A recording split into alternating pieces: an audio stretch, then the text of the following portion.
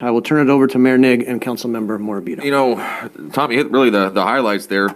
Gary's done a great job the last decade and some change he's been here. Dan York, I think, is well positioned, well suited for the job at hand. I'm very excited, and I hope the vote goes the way I expect it to go. But I think it'll be a really a good thing for the city of Wildomar. I've already seen just, small changes just in the acting capacity as the assistant city manager. The base salary, everything is, I think, all pretty fair and commensurate with the position you're holding. Joseph, anything to add?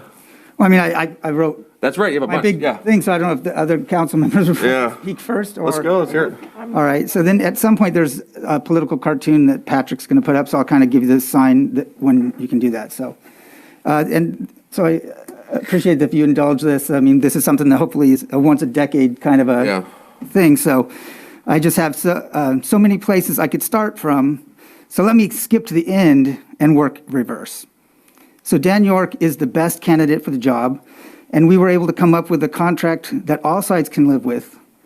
I see great things in store for Wildomar in the next stretch of years, and they will be coming under the steady hand of Mr. Dan York.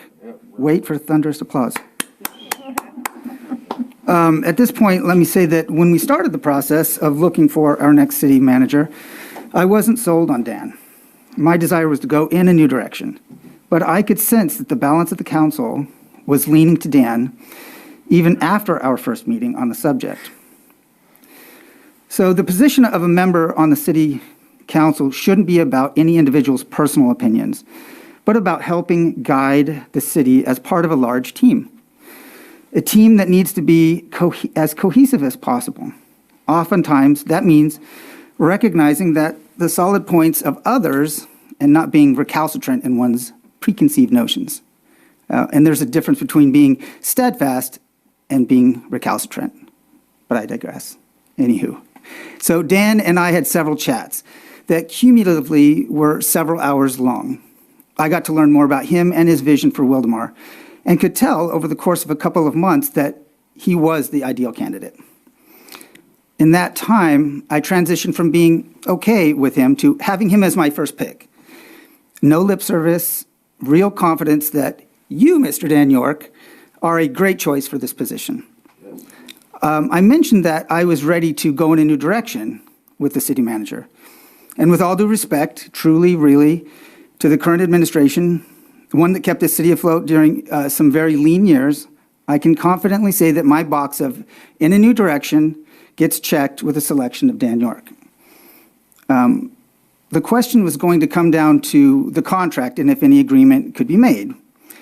That was a fun roller coaster, but made up of closed session things, so I'm not going to get into any of it. I've made a lot of noise from the dais about salaries of public employees over the years. The worldview I've held and still hold is that public sector employees should not make more than similar positions in the private sector. So this is kind of, if you want to get that up. So decades ago, when government jobs were coming more and more online, the security and benefits made up for the fact that they weren't making as much as people in the private sector. I don't know when it changed, but it didn't start in Wildomar, and it won't end here either. This is the world we live in.